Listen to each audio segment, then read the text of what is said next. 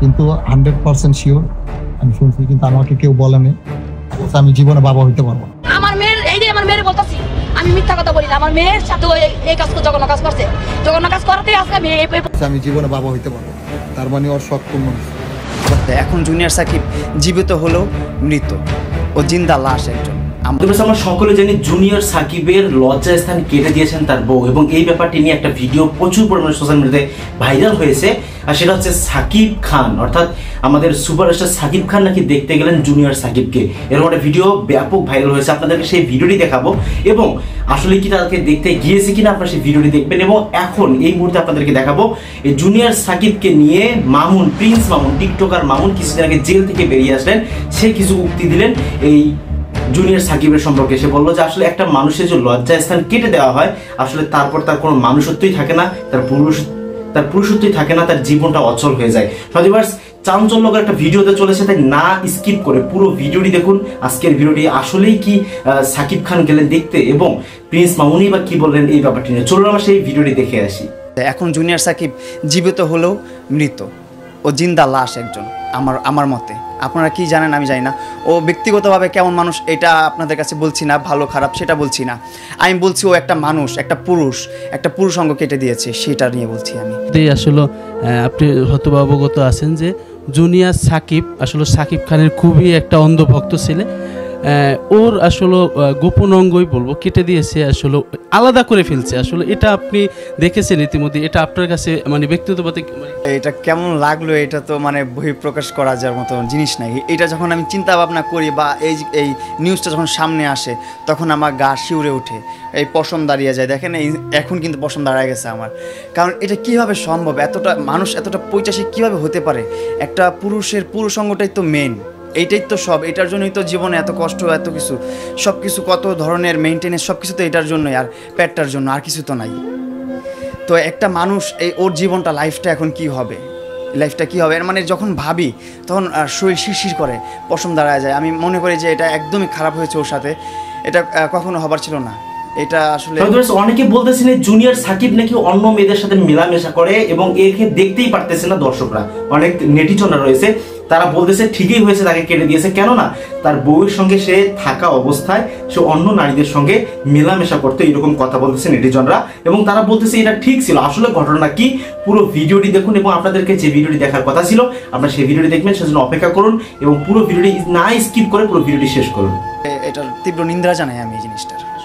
আমাদের তো পুরুষ জাতির জন্য আসলে এটা একটা কলঙ্কজনক বিষয় হয়ে দাঁড়াইছে মনে হচ্ছে, বা আমরা অন্যান্য পুরুষরা আসলে মা বোন তো সবারই আছে, এরকম কাজ কি আসলে শিকার দ্বারায় আসলে এই শিখা যেটা করছে, ওর দেখা দেখি আরও কিছু মানুষ যারা আছে মেন্টাল টাইপের, সাইকো টাইপের মানুষ, তাদের মাথাও কিন্তু এরকম মেন্টালিটি এখন চলে আসছে যে ও কাটছে আমিও কেটে ফেলবো। এখন ওর একটা যদি ভালো বিচার হয়, ভালো কিছু হয়, তখন ওই মানুষগুলো ভয় পাবে আর এগুলো করবে না। আর এখন যে জিনিসটা অনেক বেশি চলতেছে, নারীদের কিন্তু অনেক ভালো সুবিধা দিয়ে রাখছে আমাদের গভর্নমেন্ট, এটা কিন্তু খুবই ভালো জিনিস। যারা হচ্ছে অসহায় নারী শিশু, যারা হচ্ছে নির্যাতনের শিকার হচ্ছে, তাদের জন্য ভালো একটা আইন রেখেছে আমাদের সরকার, এটা খুবই ভালো জিনিস, এটাকে আমরা অ্যাপ্রিসিয়েট করি। কিন্তু এই ভালো জিনিসটার অপব্যবহার করতেছে অনেক মানুষ। তা আমি চাই যে এই অপব্যবহারটা যেন না হয়, এটা যেন একটা সুব্যবহার হয়, অ্যান্ড সবাই লক্ষ্য রাখবেন এই জিনিসটার দিকে। আর আমি চাই এই জিনিসটা আর না ঘটুক বাংলাদেশে। এটা এত খারাপ একটা জিনিস, পুরুষঙ্গ কেটে ফেলছে। আমি জাস্ট ব্ল্যাঙ্ক হয়ে গেছি যখন এটা দেখছি, এটা ভাবছি, আমি ভাবলেও আমার গা শিরশির করে, কিভাবে সম্ভব ভাই। আসলে নারীর আসলে আইন রয়েছে, পুরুষের কোনো আইন নাই। আপনিও আসলে এটার ভুক্তভোগী, আপনি কি বলবেন যে একটা পুরুষের আইন হওয়া উচিত কিনা? এটা সরকার যেভাবে ভালো মনে করে, যেটা ভালো হয় সেটা অবশ্যই করবে। আমি মনে করি সবার জন্যই সমান হওয়া উচিত, অ্যান্ড সব দিকেই বিবেচনা করা উচিত। যা আছে ভালো আছে আলহামদুলিল্লাহ। আপুদের উদ্দেশ্যে কি বলবো, আপুরা আপনারা তো অনেক মা জাতি, বউ জাতি, বোন জাতি, আপনারা অনেক মহৎ মানুষ। যেমন আমি, আমার মায় হচ্ছে আমার জ্বলন্ত প্রমাণ। তিনি আমাকে অনেক কষ্টে গড়ে তুলছে, অ্যান্ড এখন হচ্ছে আমি একটা সাকসেসের একটা চূড়ায় আছি, সাকসেসের একটা রাস্তায় আছি, যে সিঁড়িতে আছি। আপনারা যদি সাপোর্ট করেন, সেই সাকসেস আমার লাইফে চলে আসবে খুব শীঘ্রই, লেট হবে না। অ্যান্ড আপনারা অবশ্যই খেয়াল রাখবেন, একটা মেয়ে মানুষ চাইলে একটা পুরুষকে অনেক সফল করতে পারে, আর একটা মেয়ে মানুষ চাইলে একটা পুরুষকে নিমিষেই ধ্বংস করতে পারে। সো আমি আমার আপুরা যারা আছেন, আন্টিরা যারা আছেন, সবার কাছে রিকোয়েস্ট করব, এরকম কাজ কখনো করবেন না। আপনার রাগের মাথায় এমন কিছু করবেন না যাতে একটা মানুষের লাইফ ধ্বংস হয়ে যায়। এখন জুনিয়র সাকিব জীবিত হলেও মৃত, ও জিন্দা লাশ একজন আমার মতে। আপনারা কি জানেন আমি জানি না, ও ব্যক্তিগতভাবে কেমন মানুষ এটা আপনাদের কাছে বলছি না, ভালো খারাপ সেটা বলছি না, আমি বলছি ও একটা মানুষ, একটা পুরুষ অঙ্গ কেটে দিয়েছে, সেটা নিয়ে বলছি আমি। সো এই ঘটনাটা ভাইয়া আপনাদের সাথেও হতে পারে। সো আপনারাও বি কেয়ারফুল, আপনারাও হাসি ঠাট্টা মস্করা না করে আপনারাও একটু ওকে নিয়ে কথা বলেন, একটু ভালো পোস্ট করেন, ভালো লেখালেখি করেন, মানুষকে একটু সচেতন করেন। আল্লাহ হাফেজ। আমার মেয়ের বলতাছি আমি মিথ্যা কথা বলি না, আমার মেয়ের সাথে এই কাজ জঘন্য কাজ করছে, জঘন্য কাজ করাতে আজকে আমি জীবনে বাবা হইতে পারবো, তার মানে ওর শখ পূর্ণ হয়েছে।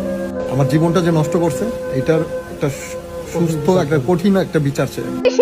শিখার যে বক্তব্য ওইটা হলো তো আমি ওরে 100টা করব। গাইস, এইবার জুনিয়র সাকিবের স্ত্রী শিখা খান জুনিয়র সাকিবের বিশেষ অঙ্গ কাটা নিয়ে এইবার সরাসরি মিডিয়াতে প্রমাণ সহ কি দেখিয়েছে সেই ভিডিওগুলো আপনাদের মাঝে দেখাবো। তাছাড়া অন্যদিকে জুনিয়র সাকিব বলছে এইবার শিখা জেল থেকেই বের হতে পারবে না, জেলের মধ্যেই তার লাইফটা শেষ হয়ে যাবে, যেমন ভাবে তার লাইফটা শেষ করেছে। তো যাই হোক বন্ধুরা, আসলে শিখার কি শাস্তি হতে যাচ্ছে তা সবকিছু এই ভিডিওতে জানতে পারবেন, তাই অবশ্যই ভিডিওতে লাইক দিয়ে শেষ পর্যন্ত দেখতে থাকুন। বন্ধুরা, ইতিমধ্যে গোটা দেশে ভাইরাল হয়ে গেছে জুনিয়র সাকিবের সাথে এই অনাকাঙ্ক্ষিত ঘটনাটি। আসলে কেউ আসল সত্যটা না জেনে একজন আরেকজনকে দোষারোপ করছে। তবে সাকিব তার বিশেষ অঙ্গ কাটার বিষয়টি নিয়ে মুখ খুলে অনেক কথাই বলেছে শিখার ব্যাপারে, কিন্তু আমরা শিখার কাছ থেকে কোনো কিছু কথা শুনতে পাইনি। বন্ধুরা, ইতিমধ্যে জুনিয়র সাকিবের স্ত্রী শিখা খান তার আগের স্বামীর মেয়েকে নিয়ে মিডিয়ার সামনে চলে আসে। এমনকি সাকিবের ব্যাপারে বলতে থাকে সাকিব নাকি অনেক রিলেশন করত, এমনকি অনেক মেয়ের লাইফও নাকি নষ্ট করেছে এই জুনিয়র সাকিব, এমনকি শেষ পর্যন্ত নাকি তার মেয়ের দিকেও হাত দিয়েছে। তাহলে সে যদি আমি কাজ করে আপনি আচরণ কি আপনার তো আমি খাওয়ার পরে ঘুম দিছি, সেটা দেখে আমার গোপন নাই আরো নাই।